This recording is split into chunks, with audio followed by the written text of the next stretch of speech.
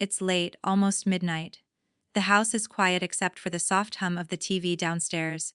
I'm walking down the hallway to our bedroom when I hear it low whispers. A woman's laugh that isn't mine. My heart stops. I push the door open just a crack. And there they are, my older sister Ava and my fiancé Ryan, tangled together on our bed like it's the most natural thing in the world. Their clothes half off. Her hand on his chest, his lips on her neck. And then I hear the words that will haunt me forever. She's never going to leave on her own, Ryan. We have to make her disappear from our lives for good. My name is Lily, and right now I'm 20 years old. In that single second, my entire future explodes. The man I was supposed to marry in 6 weeks. The sister I grew up protecting. The two people I loved most on this planet. They weren't just cheating. They were planning to erase me completely. But here's what they didn't know: I wasn't going to cry. I wasn't going to scream. I was going to make them regret the day they ever thought they could break me. If you're feeling that burning mix of shock and rage right now, hit that subscribe button and turn on notifications, because this story is about to get wild, and I don't want you to miss a single second. Drop "I'm ready" in the comments and let's dive in. I grew up in a small coastal town where everyone knows everyone. Ava is 24, always the prettier one. The louder one, the one who got everything first car, first boyfriend, first applause. I never minded. I loved her. I looked up to her.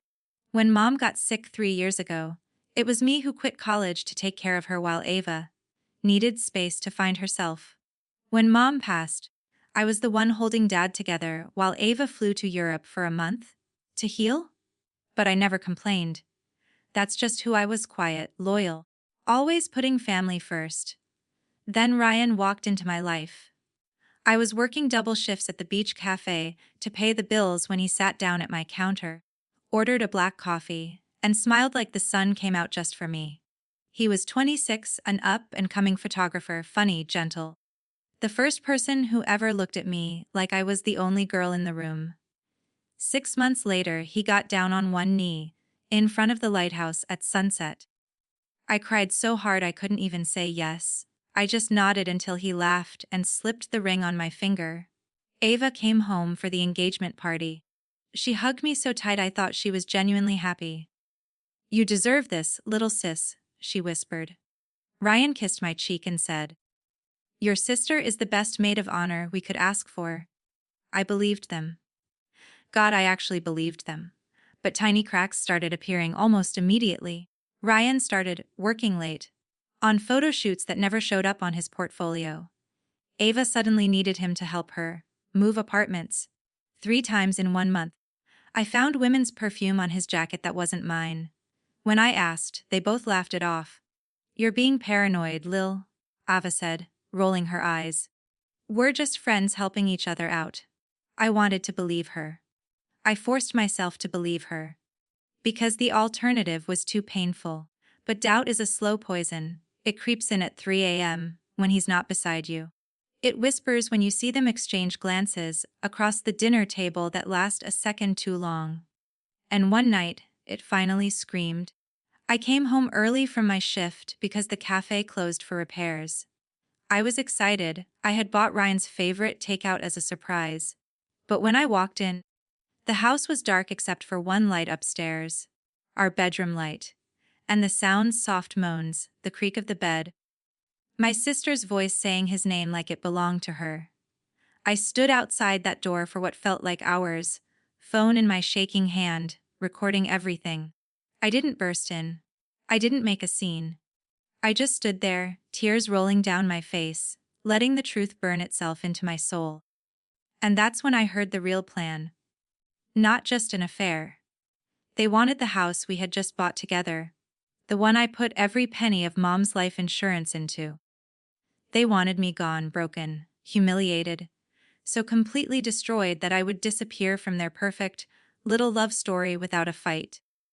But they forgot one thing. I wasn't the same scared little girl who dropped out of college to clean up everyone else's mess. I was done being the quiet one. I didn't sleep that night. I sat on the cold floor of the guest room with my phone in my lap, replaying the recording over and over until every moan, every whisper, every cruel laugh was carved into my brain. And then I did something I never thought I'd do. I started searching. First, Ryan's laptop. He always left it open when he showered. Password. Our wedding date. Of course, the second I opened his messages, my stomach dropped so hard I thought I'd be sick right there on the carpet. Hundreds of texts. Thousands. Going back almost a year. Before the proposal. Before the ring. Before he ever told me he loved me. Ava, she's so blind, Ryan. She'll never suspect. Ryan, I feel bad sometimes, but you're worth it. Ava, once we're married, the house is ours. She put everything in it. Mom's insurance money, her savings, all of it. We just have to make her walk away. Ryan, how? She trusts me. Ava, we'll break her trust. Little by little. Make her think she's crazy. Then, when she finally leaves, everyone will feel sorry for us. There were photos. Disgusting ones. There were voice notes of them laughing about how easy I was to fool. There was even a shared note titled Plan B. That listed ways to make me look unstable, hide my things, mess with my birth control so I'd have a scare, leak fake stories to our friends that I was struggling with my mental health. I sat there until the sun came up, reading every single word, tears dripping onto the screen. Not sad tears anymore, angry tears, the kind that feel hot, like fire running down your cheeks. By morning, I had copied everything. Every text, every photo, every voice note. I sent it all to a secret email I made just for this. Then I wiped my face, made coffee, and smiled at Ryan when he came downstairs like nothing had happened. Morning, babe, he said, kissing the top of my head. Morning, I answered, voice sweet. Sleep well. He had no idea I'd just declared war.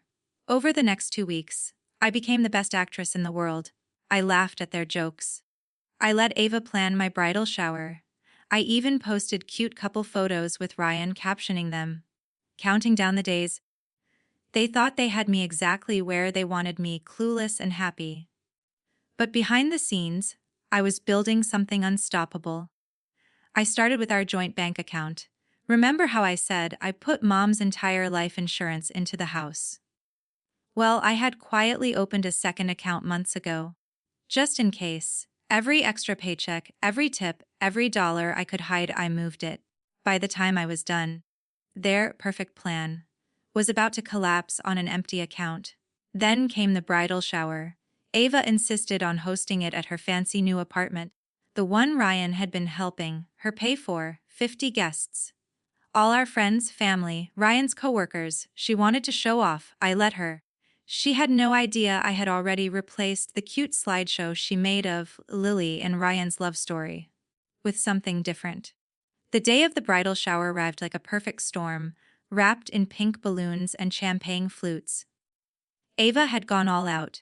Her apartment was decorated like a Pinterest dream flower wall, dessert table, a huge future Mrs. Carter sign in gold glitter, 50 people packed in. Ava stood in the middle of it all in a tight, white dress holding a microphone like she was the star of the show. Ladies, thank you so much for coming to celebrate my baby sister and the love of her life. Everyone clapped. Ryan stood beside me, arm around my waist, grinning like the perfect fiancé. Then Ava turned to the giant screen behind her.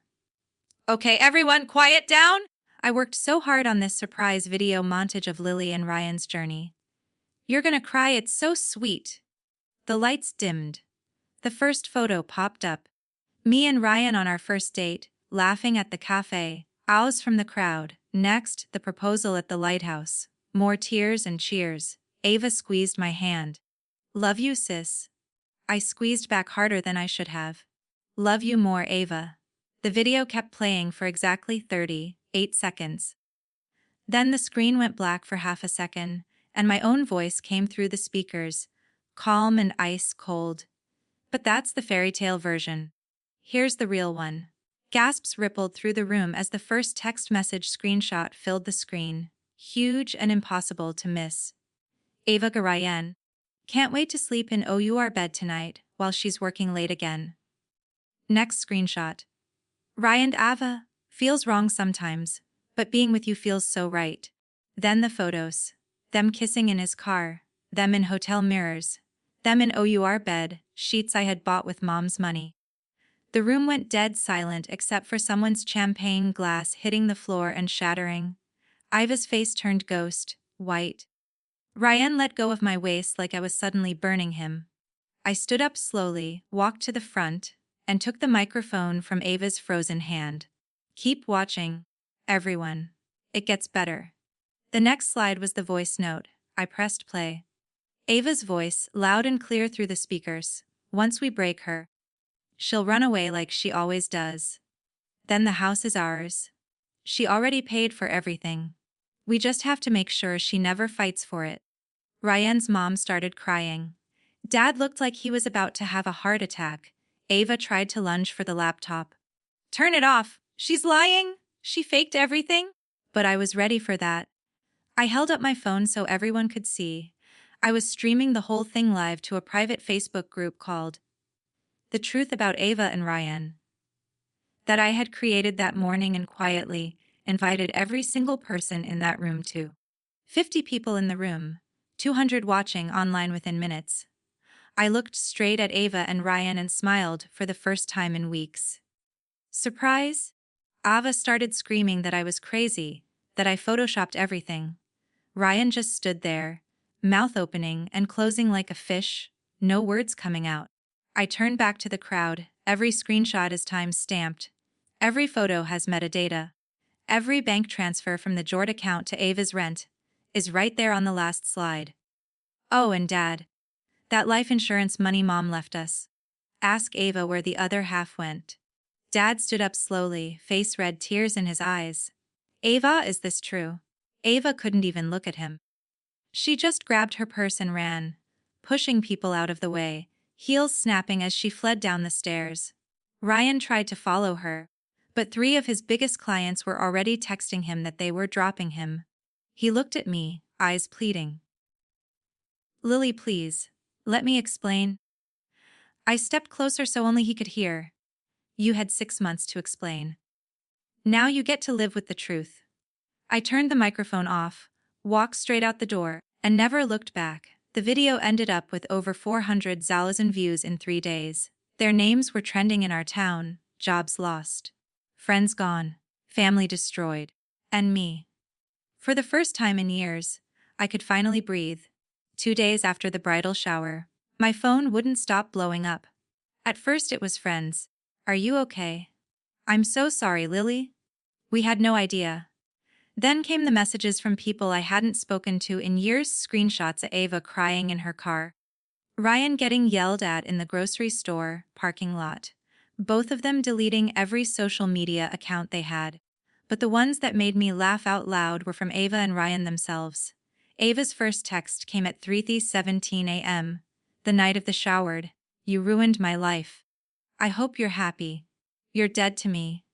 By 9 a.m. the next morning it was, Lil, I'm so sorry, please call me, I can explain everything. By noon she was sending voice notes sobbing so hard, she could barely breathe. You're my little sister. How could you do this to family?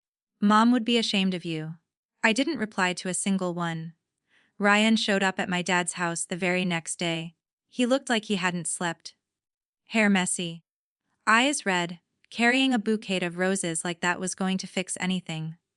Dad opened the door and told him, Son, you have 30 seconds before I call the police. Ryan got on his knees right there on the porch. Literally on his knees. Lily, please. I love you. It was a mistake. She seduced me. I was weak. I'll go to therapy. I'll do anything. I stepped outside, looked down at him, and said the sentence I had practiced in the mirror 100 times. You don't love me. You never did. You love what I paid for, and now you have nothing. I shut the door. 3 days later, Ava tried again. This time she showed up with Dad's favorite bakery cookies, like we were 10 years old, and she could bribe her way out of trouble. Dad let her in only because he wanted answers too. We sat in the living room. Ava cried the entire time.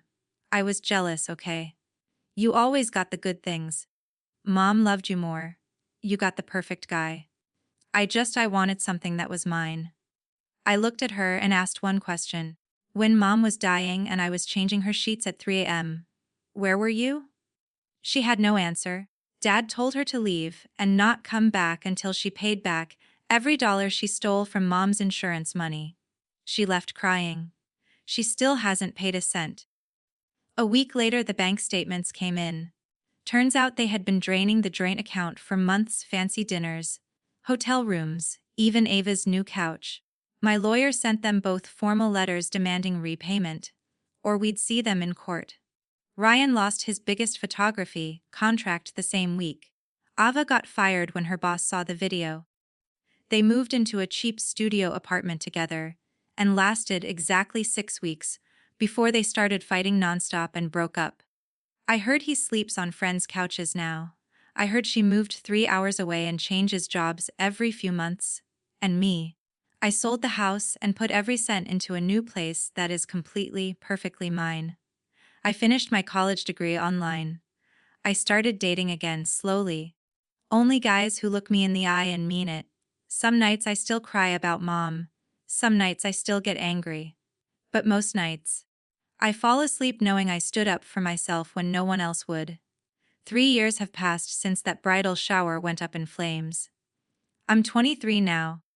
I live in a sunny little apartment 2 towns over, plants on every windowsill, photos of mom smiling on the walls, and a spare room that will one day be a nursery. But only when I'm ready and only with someone who deserves it. I finished my teaching degree. I'm a 2nd grade teacher now.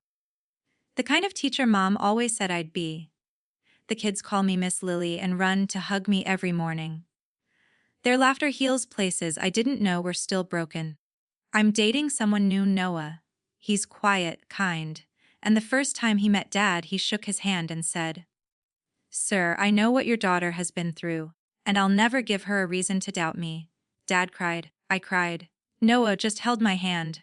Ava reached out once last year, a long apology email. She's in therapy. She paid back half the money and says she's trying to become a better person. I wrote back 2 sentences. I hope you find peace. Please don't contact me again. And I meant both parts, Ryan. I haven't heard from him in over a year. Last I knew he was bouncing between cities. Still trying to rebuild a photography career that never recovered. Some wounds don't heal when the whole world sees who you really are. Dad and I are closer than ever. We have Friday night dinners, just the 2 of us, and we talk about mom without crying anymore. We laugh about the good memories now. And me. I wake up every single day grateful that I didn't stay quiet. Grateful that I didn't let their betrayal become my shame. So here's the one thing I wish someone had told 20-year-old Lily. The night she heard those whispers through the bedroom door. Your silence will never protect you. But your voice can set you free. If you are watching this and someone is lying to your face, stealing from you, planning behind your back, please hear me. You are worth more than their comfort. You are worth the truth, even when it's messy. You are worth fighting for. Stand up, speak up, walk away if you have to. But never, ever let them make you believe you are the problem. Because the moment you stop protecting their secret is the moment you start protecting your future. That's my story. From the girl who used to clean up everyone else's messes to the woman who finally cleaned up her own life. If this story helped even one of you feel less alone tonight, then every tear I cried was worth it. Drop the word DORTHY in the comments if you needed this reminder today. I'm reading every single one, and I'm sending you the biggest hug through the screen. Thank you for sitting with me through this whole journey. If you haven't already, hit subscribe, ring the bell, and let's keep telling these stories together. Because the more we talk, the less power the betrayers have. I love you guys. See you in the next one.